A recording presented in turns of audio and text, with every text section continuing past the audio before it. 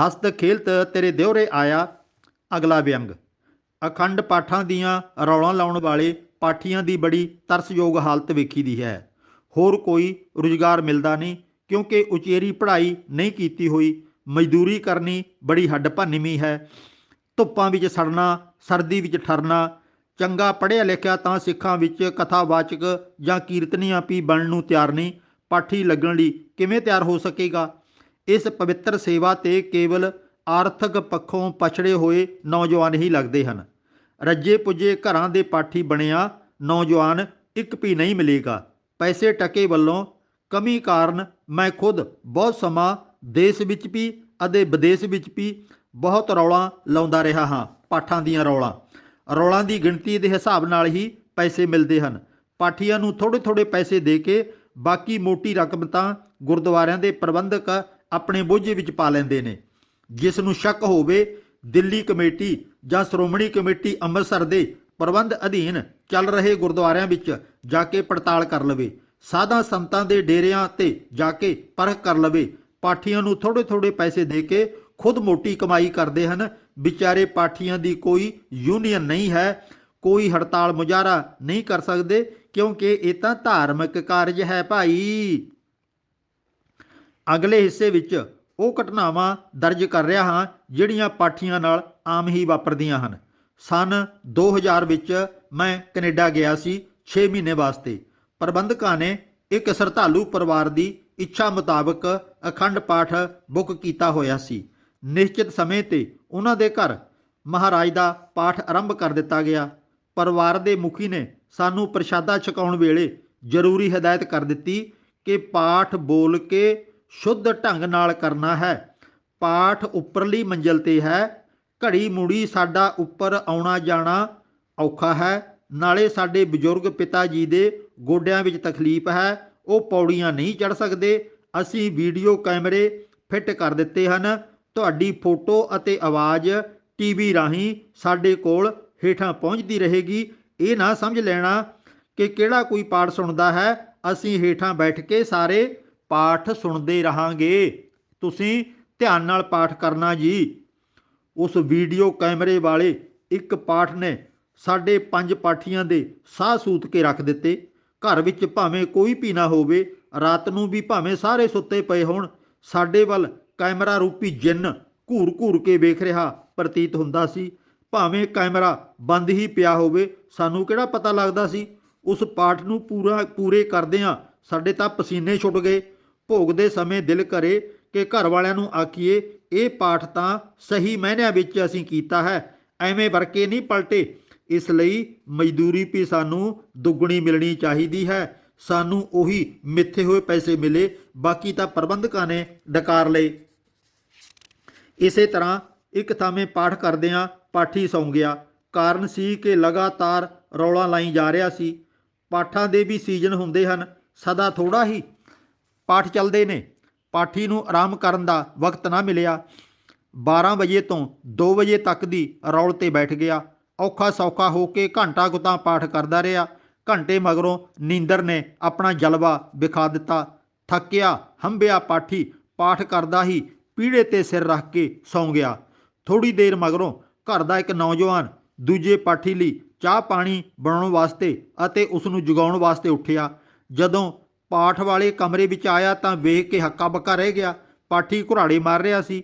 ਨੌਜਵਾਨ ਨੇ ਅਛੋਪਲੇ ਜਿਹੇ ਗੁਰੂ ਗ੍ਰੰਥ ਸਾਹਿਬ ਜੀ ਦਾ ਸਰੂਪ ਚੁੱਕਿਆ, ਹੋਰ ਰੁਮਾਲਿਆਂ ਵਿੱਚ ਲਪੇਟਿਆ ਤੇ ਸੰਭਾਲ ਕੇ ਇੱਕ ਅਲਮਾਰੀ ਵਿੱਚ ਰੱਖ ਦਿੱਤਾ। ਬਾਕੀ ਪਾਠੀਆਂ ਨੂੰ ਉਠਾ ਲਿਆ, ਘਰ ਦੇ ਮੈਂਬਰਾਂ ਨੂੰ ਜਗਾ ਦਿੱਤਾ। ਸਾਰੇ ਜਣੇ ਚੁੱਪਚਾਪ ਉਸ ਕਮਰੇ ਵਿੱਚ ਆ ਕੇ ਬੈਠਦੇ ਗਏ, ਇਹ ਵੇਖਣ ਲਈ ਕਿ ਪਾਠੀ ਉੱਠ ਕੇ ਕੀ ਨਾਟਕ ਕਰਦਾ ਹੈ। ਅੱਧੇ ਇੱਕ ਘੰਟੇ ਮਗਰੋਂ ਠੌਂਕੇ ਤੋਂ ਬਾਅਦ ਪਾਠੀ ਦੀ ਅੱਖ ਖੁੱਲੀ। ਬਿਨਾਂ ਅੱਗੇ ਧਿਆਨ ਮਾਰਿਆਂ ਹੀ ਬੋਲਣ ਲੱਗ ਪਿਆ, ਕਰਾਮਾਤ, ਸਾਖਸ਼ਾਤ ਕਰਾਮਾਤ, ਧੰਨ ਗੁਰੂ ਨਾਨਕ, ਧੰਨ ਗੁਰੂ ਗੋਬਿੰਦ ਸਿੰਘ ਸੱਚੇ ਪਾਤਸ਼ਾਹ। ਘਰ ਦੇ ਮੈਂਬਰ ਨੇ ਪੁੱਛਿਆ, ਗਿਆਨੀ ਜੀ ਆਹ ਕੀ ਬੋਲੀ ਜਾਂਦੇ ਹੋ, ਪਾਠ ਕਿਉਂ ਨਹੀਂ ਕਰਦੇ? ਪਾਠੀ ਸਿੰਘ ਬੋਲਿਆ, ਭਾਈ ਸਾਹਿਬ ਜੀ ਤੁਸੀਂ ਮੇਰੀ ਗੱਲ ਸੁਣੀ ਨਹੀਂ ਜਾਂ ਸਮਝੀ ਨਹੀਂ। ਮਹਾਰਾਜ ਨੇ ਕਰਾਮਾਤ ਵਰਤਾ ਦਿੱਤੀ ਹੈ। ਗੁਰੂ ਗ੍ਰੰਥ ਸਾਹਿਬ ਜੀ ਸੱਚਖੰਡ ਚਲੇ ਗਏ ਹਨ। ਮੈਂ ਜਾਂਦੇ ਖੁਦ ਵੇਖੇ ਹਨ। ਮਾਨੋ ਹੰਸ ਵਾਂਗ ਪੱਤਰਿਆਂ ਦੇ ਖੰਭ ਬਣ ਗਏ। ਮੈਂ ਬਥੇਰਾ ਫੜਨ ਦੀ ਕੋਸ਼ਿਸ਼ ਕੀਤੀ, ਪਰ ਨਹੀਂ ਰੋਕ ਸਕਿਆ। ਸਾਰੇ ਜਣੇ ਉਸ ਵੱਲ ਬਿਟ ਬਿਟ ਤੱਕ ਰਹੇ ਸਨ। ਘਰ ਦਾ ਮੁਖੀ ਉੱਠਿਆ ਤੇ ਗਿਆਨੀ ਜੀ ਨੂੰ ਉੱਠਣ ਲਈ ਕਿਹਾ। ਉਸ ਨੂੰ ਨਾਲ ਲਿਜਾ ਕੇ ਅਲਮਾਰੀ ਖੋਲ੍ਹ ਕੇ ਵੇਖਣ ਲਈ ਕਿਹਾ। ਜਦੋਂ ਭਾਈ ਨੇ ਅਲਮਾਰੀ ਖੋਲ੍ਹੀ ਤਾਂ ਅੰਦਰ ਗੁਰੂ ਗ੍ਰੰਥ ਸਾਹਿਬ ਜੀ ਵੇਖ ਕੇ ਕਹਿਣ ਲੱਗਿਆ, ਇਹ ਕਿਵੇਂ ਵਾਪਰ ਗਿਆ? ਮੈਂ ਤਾਂ ਮਹਾਰਾਜ ਸੱਚਖੰਡ ਜਾਂਦੇ ਵੇਖੇ ਸਨ। ਘਰ ਦਾ ਮੁਖੀ ਬੋਲਿਆ, ਤੈਨੂੰ ਸੁੱਤੇ ਪਏ ਨੂੰ ਅਸੀਂ ਵੇਖਿਆ ਹੈ, ਖੁਦ ਅਸੀਂ ਸਰੂਪ ਸੰਭਾਲਿਆ ਹੈ। ਆਹ ਕੀ ਪਾਗਲਪਣ ਫੜਿਆ ਹੈ ਤੂੰ? ਅਸੀਂ ਸਵੇਰ ਨੂੰ ਗੁਰਦੁਆਰਾ ਕਮੇਟੀ ਕੋਲ ਸਾਰੀ ਹੋਈ ਬੀਤੀ ਤੇਰੀ ਸੁਣਾਵਾਂਗੇ। ਫਿਰ ਵਿਚਾਰਾ ਯਰਕ ਗਿਆ, ਮਾਫੀਆਂ ਮੰਗਣ ਲੱਗ ਪਿਆ। ਘਰ ਦੀ ਗਰੀਬੀ ਕਾਰਨ ਕਈ ਰੌਲਾ ਲਾਉਣ ਵਾਲੀ ਗੱਲ ਉਹਨੇ ਫਿਰ ਦੱਸੀ। ਪਰਿਵਾਰ ਨੂੰ ਤਰਸ ਆ ਗਿਆ। ਅਗਲੇ ਦਿਨ ਪ੍ਰਬੰਧਕਾਂ ਨੂੰ ਬੁਲਾ ਕੇ ਸਾਰੀ ਗੱਲ ਦੱਸ ਦਿੱਤੀ, ਪਰ ਗ੍ਰੰਥੀ ਸਿੰਘ ਨੂੰ ਕਿਸੇ ਤਰ੍ਹਾਂ ਦੀ ਸਜ਼ਾ ਤੋਂ ਬਚਾ ਲਿਆ। ਨਵੇਂ ਸਿਰੇ ਤੋਂ ਖੰਡਿਤ ਹੋਇਆ ਪਾਠ ਫਿਰ ਅਖੰਡ ਪਾਠ ਬਣਾਉਣ ਦੀ ਕਵਾਇਦ ਸ਼ੁਰੂ ਕਰ ਦਿੱਤੀ। ਕਾਸ਼ ਕਿ ਘਰ ਵਿੱਚ ਪੋਥੀਆਂ ਰੱਖ ਕੇ ਘਰ ਦੇ ਜੀ ਖੁਦ ਬਾਣੀ ਸਮਝ ਕੇ ਪਾਠ ਕਰਨ ਦਾ ਸੁਭਾਅ ਪਰਪੱਕ ਕਰ ਲੈਣ। ਇਸੇ ਤਰ੍ਹਾਂ ਕੈਨੇਡਾ ਵਿੱਚ ਹੀ ਇੱਕ ਪਰਿਵਾਰ ਨੇ ਆਪਣੀ ਮੰਨਤ ਪੂਰੀ ਹੋ ਜਾਣ ਦੀ ਖੁਸ਼ੀ ਵਿੱਚ 2 ਅਖੰਡ ਪਾਠ ਕਰਾਉਣ ਵਾਸਤੇ ਗੁਰਦੁਆਰਾ ਕਮੇਟੀ ਨਾਲ ਤਾਲਮੇਲ ਬਣਾ ਲਿਆ ਤਾਂ ਕਿ 2 ਸਰੂਪ, 10 ਪਾਠੀ, ਪੀੜੇ, ਚੌਰ, ਰਮਾਲੇ ਆਦਿ ਦਾ ਬੰਦੋਬਸਤ ਹੋ ਸਕੇ। ਇੱਕ ਅਖੰਡ ਪਾਠ ਦੀ ਸ਼ੁਰੂਆਤ ਵੀਰਵਾਰ ਨੂੰ ਕੀਤੀ ਗਈ, ਭੋਗ ਸ਼ਨੀਵਾਰ ਦਾ ਰੱਖਿਆ। ਦੂਜਾ ਪਾਠ ਸ਼ੁੱਕਰਵਾਰ ਨੂੰ ਆਰੰਭ ਕੀਤਾ ਗਿਆ ਤੇ ਭੋਗ ਐਤਵਾਰ ਦਾ ਰੱਖਿਆ। ਵੀਰ ਵਾਲੇ ਦਿਨ ਗੁਰੂ ਗ੍ਰੰਥ ਸਾਹਿਬ ਦੀ ਵਿਧੀ ਪੂਰਵਕ ਅਖੰਡ ਪਾਠ ਸ਼ੁਰੂ ਹੋ ਗਿਆ। ਘਰ ਵਾਲਿਆਂ ਦਾ ਧਰਤੀ ਤੇ ਪੈਰ ਨਹੀਂ ਲੱਗ ਰਿਹਾ ਸੀ। ਚਾਅ ਵਿੱਚ ਸਾਰੇ ਉਡੇ ਫਿਰਦੇ ਸਨ। ਸ਼ੁੱਕਰਵਾਰ ਵਾਲੇ ਦਿਨ ਮਹਾਰਾਜ ਦਾ ਇੱਕ ਹੋਰ ਸਰੂਪ ਆ ਗਿਆ ਤੇ ਉਸ ਦਾ ਵੀ ਅਖੰਡ ਪਾਠ ਸ਼ੁਰੂ ਹੋ ਗਿਆ। ਪਾਠ ਦੋਵੇਂ ਬਰਾਬਰ ਇੱਕੋ ਕਮਰੇ ਵਿੱਚ ਰੱਖ ਦਿੱਤੇ ਗਏ। ਘਰ ਵਾਲੇ ਚਾਈਂ ਚਾਈਂ ਦੌੜੇ ਫਿਰਦੇ ਸਨ, ਸੇਵਾ ਕਰ ਰਹੇ ਸਨ। 2 ਅਖੰਡ ਪਾਠ, ਕੋਈ ਪਾਠੀ ਆ ਗਿਆ, ਕੋਈ ਚਲਾ ਗਿਆ। ਕਿਸੇ ਨੇ ਚਾਹ ਪੀਣੀ ਹੈ, ਕਿਸੇ ਦੁੱਧ ਛਕਣਾ ਹੈ, ਕਿਸੇ ਨੇ ਮਿੱਠੇ ਵਾਲੀ ਚਾਹ, ਦੂਜੇ ਨੇ ਬਗੈਰ ਮਿੱਠੇ ਤੋਂ, ਕਿਸੇ ਨੇ ਕਾਜੂ ਖਾਣੇ ਹਨ ਤੇ ਕਿਸੇ ਨੇ ਬਦਾਮ ਪਿਸਤੇ। ਸ਼ੁੱਕਰਵਾਰ ਦੀ ਰਾਤ ਪੈ ਗਈ। ਰੌਲ ਲਾਉਣ ਵਾਸਤੇ ਇੱਕ ਪਾਠੀ ਆਇਆ। ਵਿਚਾਰਾ ਪਹਿਲਾਂ ਹੀ ਨੀਂਦਰ ਵਿੱਚ ਉਂਘਲਾ ਰਿਹਾ ਸੀ, ਹੋਰ ਕਿਧਰੇ ਰੌਲ ਲਾ ਕੇ ਆਇਆ ਸੀ। ਇੱਥੇ ਆ ਕੇ ਕਰੜੀ ਜਿਹੀ ਚਾਹ ਬਣਵਾਈ ਤੇ ਪੀ ਕੇ ਰੌਲ ਦੀ ਸੇਵਾ ਤੇ ਬੈਠ ਗਿਆ। ਬੈਠਾ ਸੀ ਉਸ ਪਾਸੇ ਜਿਸ ਦਾ ਭੋਗ ਐਤਵਾਰ ਨੂੰ ਪੈਣਾ ਸੀ। ਅੱਧੇ ਕੁ ਘੰਟੇ ਮਗਰੋਂ ਉਵਾਸੀਆਂ ਆਉਣ ਲੱਗੀਆਂ। ਮਨ ਕਰੜਾ ਜਿਹਾ ਕਰਕੇ 1 ਘੰਟਾ ਤਾਂ ਪੂਰਾ ਕਰ ਲਿਆ, ਫਿਰ ਤਾਂ ਲੱਗੀਆਂ ਝਪਕੀਆਂ ਆਉਣ। ਬੇਬਸ ਜਿਹਾ ਹੋ ਕੇ ਗੁਰੂ ਗ੍ਰੰਥ ਸਾਹਿਬ ਤੇ ਸਿਰ ਰੱਖ ਕੇ ਉਸਨੇ ਠੌਂਕਾ ਲਾ ਲਿਆ। ਨਾਲ ਵਾਲੇ ਪਾਠੀ ਨੇ ਜਦੋਂ ਸੁੱਤਾ ਵੇਖਿਆ ਤਾਂ ਹੁੱਜ ਮਾਰ ਕੇ ਜਗਾਇਆ। ਇਹ ਬਹੁਤ ਘਬਰਾ ਗਿਆ, ਪਤਾ ਹੀ ਨਾ ਲੱਗੇ ਭਈ ਕਿੰਨਾ ਸਮਾਂ ਸੁੱਤਾ ਰਿਹਾ, ਪਾਠ ਕਿੰਨਾ ਪਿੱਛੇ ਰਹਿ ਗਿਆ। ਨਾਲ ਵਾਲੀ ਬੀੜ ਤੋਂ ਪੰਨੇ ਨੂੰ ਪੜ੍ਹਿਆ। ਆਪਣੇ ਵਾਲੀ ਬੀੜ ਦੇ ਉਤਨੇ ਹੀ ਪੰਨੇ ਸਾਹਮਣੇ ਲੈ ਆਂਦੇ। ਆਪਣੀ ਰੌਲ ਲਾ ਕੇ ਚੱਲਦਾ ਬਣਿਆ। ਅਗਲਾ ਪਾਠੀ ਆਇਆ, ਉਸਨੇ ਵੀ ਰੌਲ ਲਾਈ ਤੇ ਉਹ ਵੀ ਟੁਰ ਗਿਆ। ਘਰ ਵਾਲਿਆਂ ਨੇ ਜਦੋਂ ਵੇਖਿਆ ਤਾਂ ਪਾਠ ਦੋਵੇਂ ਬੰਨੇ ਬਰਾਬਰ ਚੱਲ ਰਹੇ ਹਨ ਤਾਂ ਉਹਨਾਂ ਦੀ ਮਾਨੋ ਖਾਨਿਓ ਗਈ। ਪ੍ਰਧਾਨ ਜੀ ਨੂੰ ਫੋਨ ਕੀਤਾ, ਗੁਰਦੁਆਰੇ ਦਾ ਹੈੱਡ ਗ੍ਰੰਥੀ ਬੁਲਾਇਆ, ਉਹਨਾਂ ਨੂੰ ਸਾਰੀ ਹੋਈ ਬੀਤੀ ਸੁਣਾਈ। ਅਸੀਂ ਇੱਕ ਪਾਠ ਦਾ ਭੋਗ ਸ਼ਨੀਵਾਰ ਨੂੰ ਤੇ ਦੂਜੇ ਦਾ ਐਤਵਾਰ ਨੂੰ ਪਾਉਣਾ ਸੀ। ਪਾਠ ਆਰੰਭ ਸੀ, ਇੱਕ ਦਿਨ ਅੱਗੇ ਪਿੱਛੇ ਕੀਤੇ ਗਏ ਸਨ। ਆਹ ਬਰਾਬਰ ਕਿਵੇਂ ਹੋ ਗਏ? 2 ਨਵੇਂ ਪਾਠੀ ਬੁਲਾ ਕੇ ਤਾਬੇ ਬਿਠਾਏ ਗਏ। ਪਹਿਲਾਂ ਤੋਂ ਰੌਲ ਲਾਉਣ ਵਾਲਿਆਂ ਦੀ ਬਰੀਕੀ ਨਾਲ ਪੁੱਛ ਪੜਤਾਲ ਕੀਤੀ ਗਈ। ਲੰਮੀ ਖੋਜਬੀਨ ਤੋਂ ਬਾਅਦ ਅਸਲੀ ਦੋਸ਼ੀ ਫੜਿਆ ਗਿਆ। ਉਸ ਬਾਰੇ ਨਾਲ ਹੀ ਦੇ ਪਾਠੀ ਨੇ ਗਵਾਹੀ ਦੇ ਦਿੱਤੀ ਸੀ ਕਿ ਇਸ ਨੂੰ ਮੈਂ ਸੁੱਤੇ ਹੋਏ ਨੂੰ ਵੇਖਿਆ ਹੈ। ਫਿਰ ਸਖਤੀ ਨਾਲ ਪੁੱਛਿਆ, ਤੈਨੂੰ ਪਾਠ ਕਿੰਨੇ ਸਫ਼ੇ ਤੋਂ ਮਿਲਿਆ ਸੀ? ਕਿੰਨੇ ਸਫ਼ੇ ਤੇ ਅਗਲੇ ਪਾਠੀ ਨੂੰ ਤੂੰ ਦੇ ਕੇ ਗਿਆ ਸੀ? ਉਹ ਕੋਈ ਜਵਾਬ ਨਾ ਦੇ ਸਕਿਆ। ਕੰਬਦਾ ਹੋਇਆ ਮਾਫੀਆਂ ਮੰਗਣ ਲੱਗ ਪਿਆ। ਅਖੇ ਪ੍ਰਧਾਨ ਜੀ, ਕਿਧਰੇ ਹੋਰ ਘਰ ਵਿੱਚ ਰੌਲ ਲੈ ਕੇ ਆਇਆ ਸਾਂ। ਨੀਂਦਰ ਭਾਰੂ ਸੀ, ਪਤਾ ਹੀ ਨਾ ਲੱਗਿਆ ਕਦੋਂ ਅੱਖ ਲੱਗ ਗਈ। ਮੈਨੂੰ ਇਸ ਗੱਲ ਦਾ ਪਤਾ ਹੀ ਨਹੀਂ ਸੀ ਕਿ ਮੇਰੇ ਵਾਲੀ ਬੀੜ ਤੋਂ ਐਤਵਾਰ ਨੂੰ ਭੋਗ ਪੈਣਾ ਹੈ। ਮੈਂ ਘਬਰਾ ਕੇ ਦੂਜੀ ਬੀੜ ਦੇ ਬਰਾਬਰ ਪੰਨੇ ਕਰ ਦਿੱਤੇ। ਬਖਸ਼ ਦਿਓ, ਮੈਨੂੰ ਬਖਸ਼ ਦਿਓ। ਪ੍ਰਬੰਧਕਾਂ ਨੇ ਨਵੇਂ ਸਿਰਿਓਂ ਪਾਠ ਰਖਵਾਇਆ। ਪਾਠ ਦਾ ਸਾਰਾ ਖਰਚਾ ਪਾਠੀ ਦੇ ਸਿਰ ਪਾਇਆ, ਪਰ ਘਰ ਵਾਲਿਆਂ ਨੇ ਉਸ ਦੀ ਹਾਲਤ ਵੇਖ ਕੇ ਉਸ ਨੂੰ ਮਾਫ ਕਰ ਦਿੱਤਾ। ਸਾਰਾ ਖਰਚਾ ਖੁਦ ਹੀ ਕੀਤਾ, ਪਰ ਉਸ ਪਾਠੀ ਨੂੰ ਪਾਠ ਕਰਨ ਵਿੱਚ ਫਿਰ ਸ਼ਾਮਲ ਨਾ ਕੀਤਾ।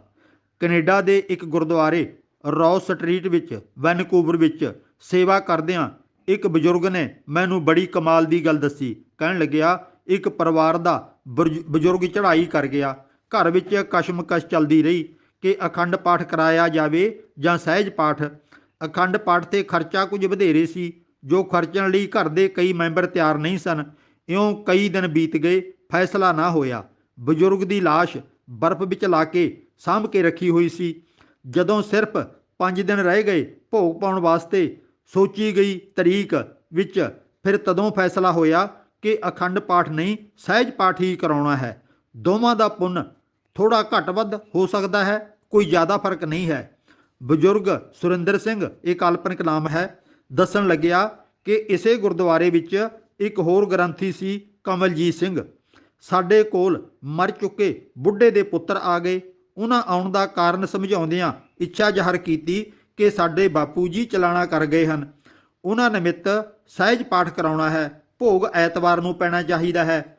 ਸੁਰਿੰਦਰ ਸਿੰਘ ਕਹਿਣ ਲੱਗਿਆ ਕਿ ਅੱਜ ਮੰਗਲਵਾਰ ਹੈ, ਸਹਿਜ ਪਾਠ ਦਾ ਭੋਗ 8-10 ਦਿਨਾਂ ਵਿੱਚ ਪੈਂਦਾ ਹੈ, 5 ਦਿਨਾਂ ਵਿੱਚ ਨਹੀਂ ਪੈਂਦਾ। ਨੌਜਵਾਨ ਕਹਿਣ ਲੱਗੇ, ਦੇਖੋ ਜੀ, ਇਹ 5 ਦਿਨਾਂ ਦਾ ਪਾਠ ਅਖੰਡ ਪਾਠ ਵਰਗਾ ਹੀ ਹੋ ਜਾਵੇਗਾ। ਥੋੜਾ ਜਿਹਾ ਤਾਂ ਫਰਕ ਹੈ, ਪਲੀਜ਼ ਕਰ ਦਿਓ। $25 ਹੋਰ ਵੱਧ ਦੇ ਦਿਆਂਗਾ ਤੁਹਾਨੂੰ। ਉਹਨਾਂ ਦੇ ਭੋਲੇਪਣ ਦਾ ਤਰਸ ਵੀ ਆਇਆ ਸਾਨੂੰ। ਸਾਡੇ ਅੰਦਰ ਲਾਲਚ ਵੀ ਜਾਗ ਪਿਆ। ਉਸ ਨੂੰ ਹਾਂ ਤਾਂ ਕਰ ਦਿੱਤੀ। ਕਮਲਜੀਤ ਸਿੰਘ ਕਹਿਣ ਲੱਗਿਆ ਕਿ ਹਾਮੀ ਤਾਂ ਭਰ ਦਿੱਤੀ, ਪਰ ਇੰਨੀ ਤੇਜ਼ੀ ਨਾਲ ਪਾਠ ਨਹੀਂ ਹੋ ਸਕਦਾ। ਸੁਰਿੰਦਰ ਸਿੰਘ ਨੇ ਸੁਝਾਅ ਦਿੱਤਾ ਕਿ ਇੱਕ ਪੋਥੀ ਤੋਂ ਤੂੰ ਪਾਠ ਕਰੀ ਚੱਲ, ਦੂਜੀ ਤੋਂ ਮੈਂ ਕਰੀ ਜਾਵੇਂਗਾ। ਜਿਹੋ ਜਿਹਾ ਮਰਜ਼ੀ ਕਰੋ, ਪੱਤਰਾ ਪਾਠ, ਚੁਟਕੀ ਪਾਠ ਜਾਂ ਦਰਸ਼ਨ ਪਾਠ। ਉਹਨਾਂ ਭੋਲੇ ਪੰਛੀਆਂ ਨੇ ਕਿਹੜਾ ਸਾਡੇ ਕੋਲ ਆ ਕੇ ਬੈਠ ਕੇ ਸੁਣਨਾ ਹੈ। ਨਾ ਵੀ ਕਰੀਏ ਤਾਂ ਵੀ ਕੀ ਫਰਕ ਪੈਂਦਾ ਹੈ। ਸੁਰਿੰਦਰ ਸਿੰਘ ਨੇ ਦੱਸਿਆ ਕਿ ਅਸੀਂ ਦੋਵਾਂ ਨੇ ਇੱਕ ਇੱਕ ਪੋਥੀ ਆਪੋ ਆਪਣੇ ਕਮਰੇ ਵਿੱਚ ਰੱਖ ਲਈ। ਜਿੰਨੀ ਪੜ੍ਹੀ ਗਈ ਪੜ੍ਹ ਲਈ। 5ਵੇਂ ਦਿਨ ਸਹਿਜ ਪਾਠ ਵਾਸਤੇ ਤਿਆਰ ਕਰ ਦਿੱਤਾ। ਪਰਿਵਾਰ ਅਤੇ ਦੋਸਤ ਮਿੱਤਰ ਆ ਗਏ। ਅੱਧਾ ਘੰਟਾ ਕੀਰਤਨ ਹੋਇਆ, ਸ਼ਲੋਕ ਪੜ੍ਹੇ, ਅਰਦਾਸ ਕੀਤੀ ਤੇ ਪਾਠ ਸੰਪੂਰਨ ਹੋ ਗਿਆ। ਨਾਲੇ $25 ਵੱਧ ਦੇ ਕੇ ਗਏ, ਨਾਲੇ ਧੰਨਵਾਦ ਕੀਤਾ। ਤੁਸੀਂ ਕਿੰਨੇ ਚੰਗੇ ਗ੍ਰੰਥੀ ਹੋ ਤੇ ਸਾਡਾ ਕਿੰਨਾ ਖਿਆਲ ਰੱਖਦੇ ਹੋ। ਤੁਸੀਂ ਅਕਸਰ ਸੁਣਿਆ ਜਾਂ ਵੇਖਿਆ ਹੋਵੇਗਾ ਜਾਂ ਅਖਬਾਰਾਂ ਵਿੱਚ ਇਸ਼ਤਿਹਾਰ ਪੜ੍ਹੇ ਹੋਣਗੇ ਕਿ ਅਮਕੇ ਸੰਤ ਮਹਾਰਾਜ ਨੇ ਪਹਿਲਾਂ ਹੋ ਗੁਜਰੇ ਸਾਧ ਦੀ ਬਰਸੀ ਮਨਾਉਂਦਿਆਂ 21, 31, 51 ਜਾਂ 101 ਅਖੰਡ ਪਾਠ ਕਰਾਉਣ ਦੀ ਮਹਾਨ ਸੇਵਾ ਕੀਤੀ।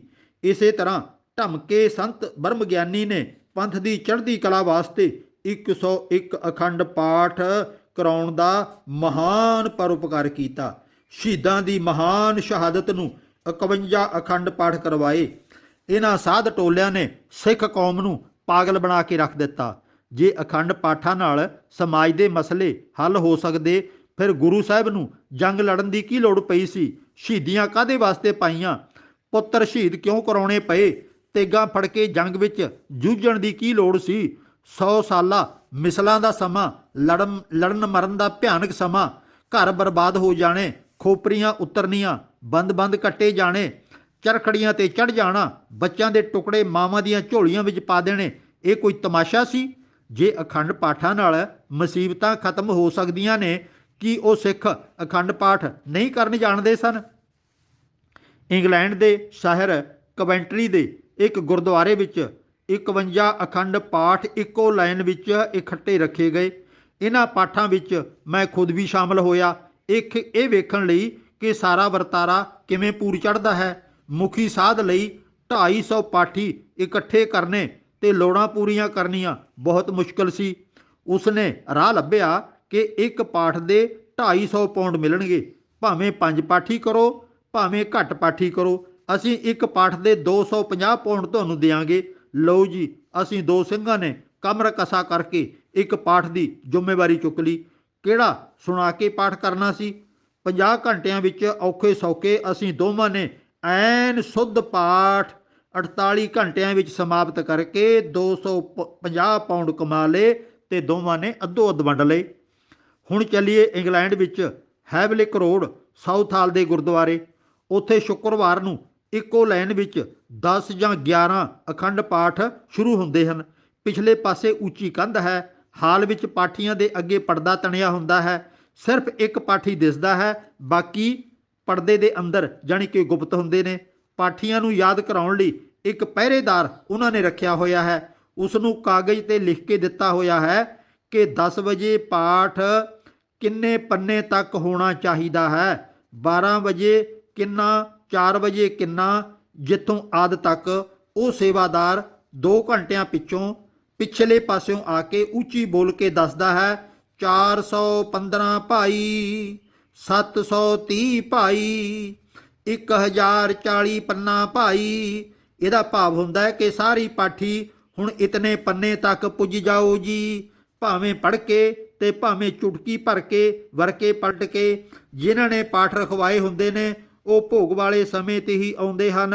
ਉਹਨਾਂ ਨੂੰ ਸਾਰਾ ਪੁੰਨ ਫਲ ਅਰਦਾਸ ਕਰਕੇ ਦੇ ਦਿੱਤਾ ਜਾਂਦਾ ਹੈ ਜੀ। ਇੰਗਲੈਂਡ ਵਿੱਚ ਇੱਕ ਹੋਰ ਤਰ੍ਹਾਂ ਦਾ ਆਧੁਨਿਕ ਅਖੰਡ ਪਾਠ ਹੋਇਆ ਵੀ ਮੈਂ ਵੇਖਿਆ।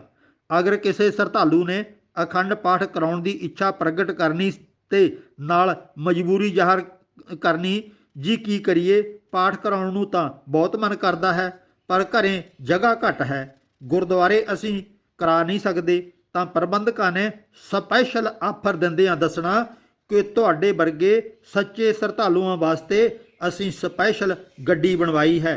ਤੁਹਾਡੇ ਦਰਵਾਜ਼ੇ ਅੱਗੇ ਗੱਡੀ ਖੜੀ ਹੋਵੇਗੀ ਤੇ ਅਖੰਡ ਪਾਠ ਕਰਵਾ ਦੇਵਾਂਗੇ। ਜਿੰਨਾ ਸਮਾਂ ਹੋਵੇ ਸੁਣ ਲੈਣਾ, ਪਾਠੀਆਂ ਦੀ ਸੇਵਾ ਕਰ ਲੈਣਾ। ਇਸੇ ਤਰ੍ਹਾਂ ਕਿੰਨੇ ਸਾਰੇ ਸ਼ਰਧਾਲੂ ਅਖੰਡ ਪਾਠ ਕਰਵਾਉਂਦੇ, ਪ੍ਰਬੰਧਕਾਂ ਦੀਆਂ ਝੋਲੀਆਂ ਭਰਦੇ, ਆਪਣੀ ਅਕਲ ਦਾ ਦਿਵਾਲਾ ਕੱਢਦੇ। ਮੈਂ ਖੁਦ ਵੇਖ ਆਇਆ ਹਾਂ। ਹੁਣ ਮੈਂ ਇੰਗਲੈਂਡ ਦੇ ਵਿੱਚ ਸਿੱਖ ਚੈਨਲ ਨਾਮੀ ਦੇ ਟੀਵੀ ਤੇ ਅਖੰਡ ਪਾਠ ਹੋਣ ਲੱਗ ਪਏ ਵੇਖ ਚੁੱਕਿਆ ਹਾਂ। ਪਰਿਵਾਰ ਤੋਂ ਪਾਉਂਡ ਜਮ੍ਹਾਂ ਕਰਵਾ ਲਏ ਜਾਂਦੇ ਹਨ। ਪਰਿਵਾਰ ਸਮੇਤ ਸਾਰੇ ਸਰੋਤਿਆਂ ਨੂੰ ਕਿਹਾ ਜਾਂਦਾ ਹੈ ਕਿ ਆਪਣੇ ਘਰ ਸਾਫ਼ ਕਰ ਲਓ, ਇਸ਼ਨਾਨ ਕਰਕੇ ਸਿਰ ਢੱਕ ਕੇ ਚੌਂਕੜਾ ਮਾਰ ਕੇ ਜ਼ਮੀਨ ਤੇ ਬੈਠ ਜਾਓ, ਟੀਵੀ ਤੇ ਸ਼ਰਧਾ ਪੂਰਵਕ ਅਖੰਡ ਪਾਠ ਸਰਵਣ ਕਰੋ ਜੀ। ਇਸ ਤਰ੍ਹਾਂ ਦੇ ਬਹੁਤ ਸਾਰੇ ਸ਼ਰਧਾਵਾਨਾਂ ਦੇ ਘਰਾਂ ਅੱਗੇ ਗੱਡੀ ਪਾਠ ਅਤੇ ਟੀਵੀ ਪਾਠ ਕਰਕੇ ਬਹੁਤ ਪਰਉਪਕਾਰ ਕਰਕੇ ਪੁੰਨ ਕੀਤਾ ਜਾ ਰਿਹਾ ਹੈ, ਸੰਗਤਾਂ ਨੂੰ ਤਾਰਿਆ ਜਾ ਰਿਹਾ ਹੈ ਜੀ। ਬਹੁਤ ਸਾਰੇ ਡੇਰਿਆਂ ਗੁਰਦੁਆਰਿਆਂ ਵਿੱਚ ਪਾਠ ਕੀਤੇ ਕਰਾਏ ਵੀ ਮਿਲ ਜਾਂਦੇ ਹਨ। ਬਸ ਸ਼ਰਧਾਲੂ ਪਰਿਵਾਰ ਨੇ ਮਾਇਆ ਦੇ ਕੇ ਅਰਦਾਸ ਆਪਣੇ ਨਾਮ ਦੀ ਕਰਾਉਣੀ ਹੈ। ਪਾਠ ਦਾ ਸਾਰਾ ਮਹਾਤਮ ਸ਼ਰਧਾਲੂ ਦੇ ਖਾਤੇ ਵਿੱਚ ਜਮ੍ਹਾਂ ਹੋਣ ਦੀ ਪੱਕੀ ਗਰੰਟੀ ਹੈ। ਸ਼ਰਧਾਲੂਆਂ ਨੂੰ ਤਾਂ ਸ਼ਾਇਦ ਅਜੇ ਵੀ ਪਤਾ ਨਹੀਂ ਹੋਵੇਗਾ ਕਿ ਗੁਰੂ ਗ੍ਰੰਥ ਸਾਹਿਬ ਸਮੇਤ ਅਰਥਾਂ ਦੀ ਬਾਣੀ ਇੰਟਰਨੈਟ ਤੋਂ ਪੜ੍ਹੀ ਜਾ ਸਕਦੀ ਹੈ। ਬੋਲ ਕੇ ਗੁਰੂ ਗ੍ਰੰਥ ਸਾਹਿਬ ਜੀ ਰਿਕਾਰਡ ਕਰਵਾ ਦਿੱਤੇ ਹਨ। ਜੇਕਰ ਕੰਪਿਊਟਰ ਨੂੰ ਕਮਾਂਡ ਦੇ ਦਈਏ ਤਾਂ 1.5 ਮਿੰਟ ਵਿੱਚ ਅਖੰਡ ਪਾਠ ਕਰ ਦਿੰਦਾ ਹੈ। ਉਂਝ CD ਜਾਂ ਪੈਨ ਡਰਾਈਵ ਰਾਹੀਂ ਬੱਸ, ਕਾਰ, ਮੋਬਾਈਲ ਆਦਿ ਵਿੱਚੋਂ ਜਦੋਂ ਦਿਲ ਕਰੇ ਗੁਰਬਾਣੀ ਸੁਣੀ ਜਾ ਸਕਦੀ ਹੈ। ਇਹ ਤਦੋਂ ਹੋਵੇਗਾ ਜਦੋਂ ਅਗਿਆਨਤਾ ਦੀ ਪੱਟੀ ਅੱਖਾਂ ਤੋਂ ਖੁੱਲ੍ਹ ਜਾਵੇਗੀ। ਗਿਆਨ ਤੋਂ ਬਿਨਾਂ ਸਿੱਖ ਇਵੇਂ ਹੀ ਘਰ ਲੁਟਾਉਂਦੇ ਰਹਿਣਗੇ। ਇਸ ਤਰ੍ਹਾਂ ਦੀਆਂ ਘਟਨਾਵਾਂ ਨਿਤ ਦਿਨ ਵਾਪਰਦੀਆਂ ਹਨ। ਬਸ ਤੁਸੀਂ ਆਲੇ ਦੁਆਲੇ ਅੱਖਾਂ ਖੋਲ੍ਹ ਕੇ ਵੇਖਦੇ ਜਾਓ, ਆਪਣੇ ਆਪ ਸਮਝਦੇ ਚਲੇ ਜਾਓ। ਬਹੁਤ ਨੁਕਸਾਨ ਹੋ ਗਿਆ। ਅਗਲੇ ਆਉਣ ਵਾਲੇ ਸਮੇਂ 'ਚ ਆਪਾਂ ਨੂੰ ਬਹੁਤ ਜ਼ਿਆਦਾ ਸਾਵਧਾਨਤਾ ਦੀ ਲੋੜ ਹੈ। ਆਖੋ ਸਤਿਨਾਮ।